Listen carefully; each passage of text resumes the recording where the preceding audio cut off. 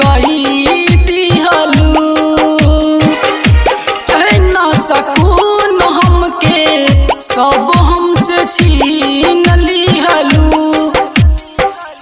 मिले के चाहत बा मन तड़पड़ाता,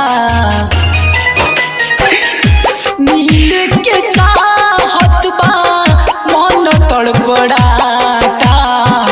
दिल के जख्म तो गहरा भइल जाता, दिल के जख्म तो गहरा भइल जाता।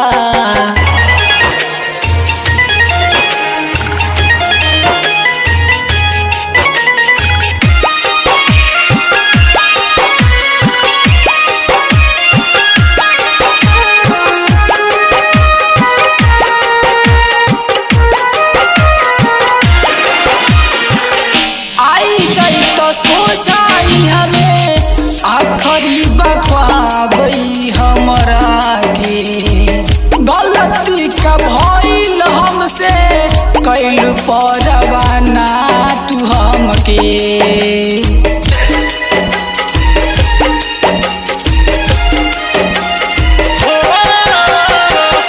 आई जाई तू सोचा हमरे आखरी बख्वाब हमरा के, गलती का भइल हमसे कैल परवाना हमरा के। कैसन भाग लिखला के हो विधाता,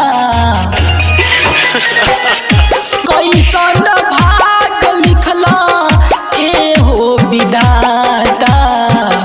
दिल के जख्म गहरा भइल जाता, दिल के जख्म तो गहरा भइल जाता।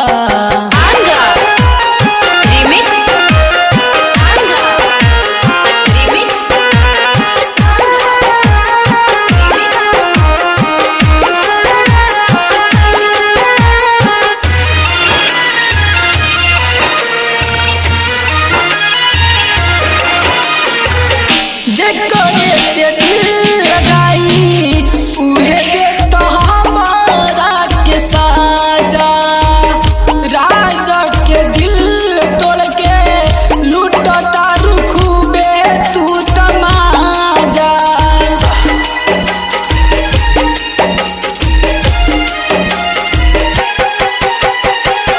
जेकरे से दिल लगाई उहे देता राजा के दिल तोड़ के लूटता खूबे तू तमाजा। तू तो शिव शंकर से जोड़ लेलू नाता, तू तो शिव शंकर से जोड़ लेलू नाता।